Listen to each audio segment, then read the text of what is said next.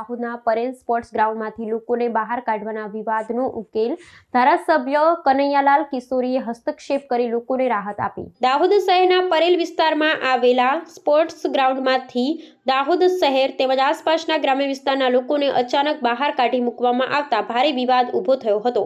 આ મેદાનનો ઉપયોગ રમતગમતની પ્રવૃત્તિઓ માટે કરતા સ્થાનિક યુવાનો અને ગ્રામજનોને તેનાથી ભારે મુશ્કેલી પડી હતી। તેમનામાં રોષની લાગણી ફેલાઈ હતી। આ સમસ્યાની જાણ થતાં જ દાહોદના ધારાસભ્ય કનૈયાલાલ કિશોરીએ તુરંત આ મામલે હસ્તક્ષેપ કર્યો હતો। તેમણે સત્તાવાળાઓ સાથે બેઠકો યોજી જરૂરી રજૂઆત કરી સ્થાનિક લોકોને સ્પોર્ટ્સ ગ્રાઉન્ડનો ઉપયોગ યથાવત રાખવા દેવામાં આવે તે માટે સઘન પ્રયાસો હાથ ધર્યા હતા। ધારાસભ્યના સકારાત્મક પગલાંથી આ ગંભીર સમસ્યાના અંતે સમાધાન થયું હતું। ધારાસભ્ય કનૈયાલાલ કિશોરી દ્વારા આ સમસ્યાનો નિવેડો લાવવામાં આવતા પરેલ વિસ્તારના લોકો અને ગ્રામ્ય વિસ્તારના રમતવીરોમાં ખુશીની લાગણી વ્યાપી ગઈ હતી। સ્થાનિક લોકોને સ્પોર્ટ્સ ગ્રાઉન્ડનો લાભ મળતા ચાલુ થતા તેઓ ધારાસભ્યનો આભાર વ્યક્ત કર્યો હતો, જેનાથી જાહેર જીવનમાં જનપ્રતિનિધિની સક્રિય ભૂમિકાનું મહત્વ વધુ સ્પષ્ટ થયું છે।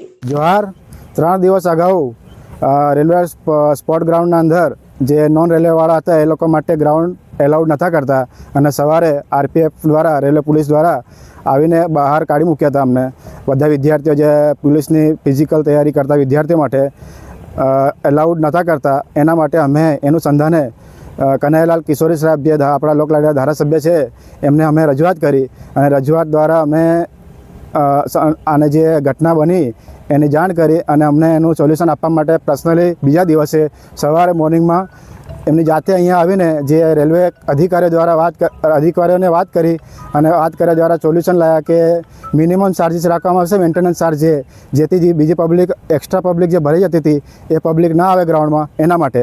અને એના માટે જે અમે કનૈયાલાલ કિશોરી સાહેબ જે આપણા લોકલાડીના ધારાસભ્યનો અમે ખૂબ આભાર માનીએ છીએ કે આ હમણાં આવનાર ભરતી જે પીએસઆઈ પોલીસને જે બી ફિઝિકલ પરીક્ષાની ગ્રાઉન્ડ ચાલુ થવાના છે એ દરમિયાન અમને સોલ્યુશન આપ્યું, એના માટે અમારે ખૂબ ખૂબ આભાર, ધન્યવાદ। જોહાર, જય આદિવાસી।